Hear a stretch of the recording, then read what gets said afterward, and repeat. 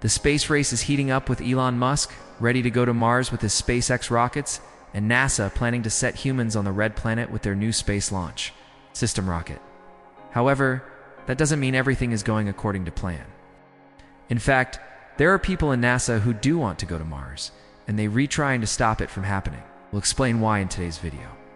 But first, let's explore the latest news from the space world. NASA has revealed the first fully integrated image of the Space Launch System rocket, which will be used to send astronauts to the Moon and potentially also to Mars. The picture shows it's the rocket stage in all its glory. After it arrived at the launch pad on November 26th, it was taken by the agency's Launch Services Program Office at the Michoud Assembly Facility in New Orleans. The photo shows SLS with its 4 hydrogen fuel tanks and 2 enormous strap-on solid fuel boosters, all gleaming white against a backdrop of blue sky and clouds. The upper stage is the Interim Cryogenic Propulsion Stage, or ICPS, which contains the 4 hydrogen fuel tanks and 4 RS-25 engines. This will take the Orion spacecraft and any payload into orbit. One of the 2 strap-on boosters is also visible, providing additional thrust during liftoff. These will burn for about 2 minutes before being jettisoned, and then the 4 hydrogen fuel tanks will be jettisoned around 7 minutes later. Also shown is the core stage, which contains the huge main engine and propellant tanks. This will provide the majority of the thrust during launch and will keep the rocket on course. Taken together, these 3 stages make up the largest and most powerful rocket ever built. At 322 feet tall, it is taller than the Saturn V moon rocket, which took Apollo astronauts to the moon. With 6.5 million pounds of thrust at liftoff, it will be more powerful than the Falcon Heavy rocket currently used by SpaceX to launch satellites and other payloads into orbit. The power generated by these engines far exceeds what any other rocket can produce.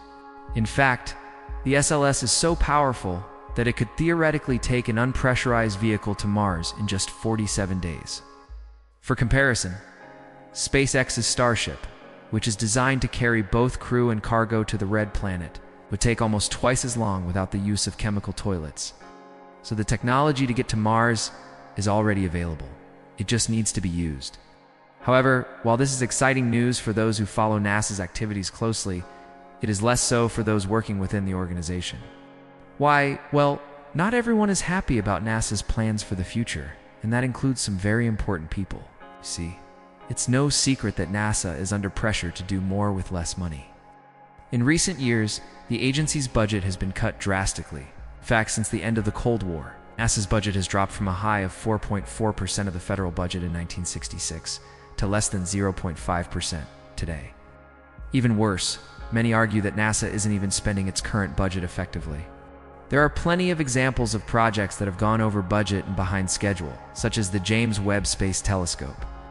As a result, there is a growing sentiment within NASA that the agency needs to focus on its core mission of scientific discovery rather than human spaceflight. That means no more trips to the moon and definitely no Mars. One person who feels strongly about this is David Spergel, who was appointed NASA's Inspector General in May 2021. An Inspector General is like an internal auditor who makes sure that the agency is spending its money wisely. Spergel has been critical of NASA's plans for the Artemis program, which aims to return astronauts to the moon.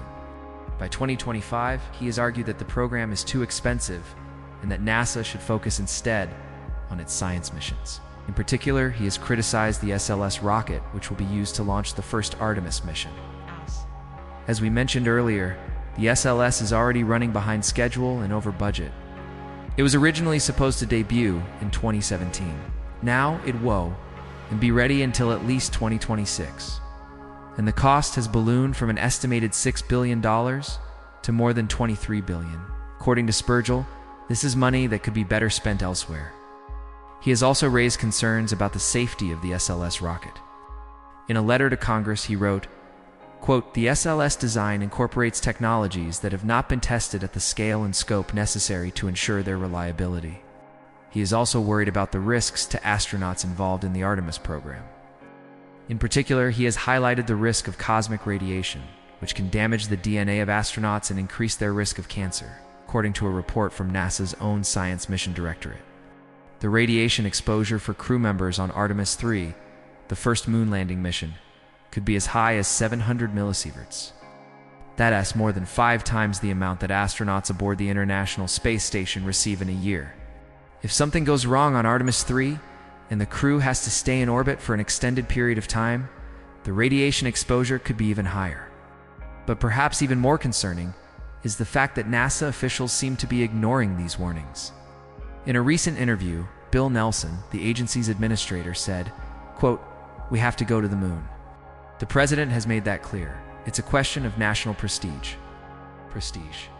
There is a growing feeling within NASA that the agency is being used as a political pawn. In a recent survey of NASA employees, 62% of respondents said that they did not feel supported by the White House, and 58% said that they were concerned about the impact of politics on NASA's science missions. Many feel that the agency's leadership is more interested in making big headlines with flashy human space flight programs than in making smaller but equally important scientific discoveries.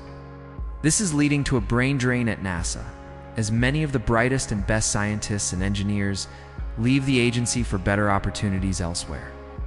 So what can we do to help? One thing you can do is to support us. It really helps our channel grow and allows us to keep producing great content. Thanks for your support. Now back to the show. Despite these concerns, NASA is pressing ahead with its plans for the Artemis program and the SLS rocket. In fact, the agency has already begun work on the second and third SLS rockets. This is despite the fact that the first rocket is not even operational yet. In addition, NASA is also developing the Space Mobility System, which will be used to transport astronauts from the moon's surface to their landing ship.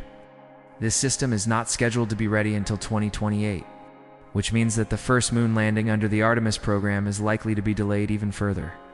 But even if Artemis is eventually successful, it does not mean that NASA will be able to go to Mars. That's because the SLS rocket is not powerful enough to get a crew to the red planet. It can only be used for missions within our solar system.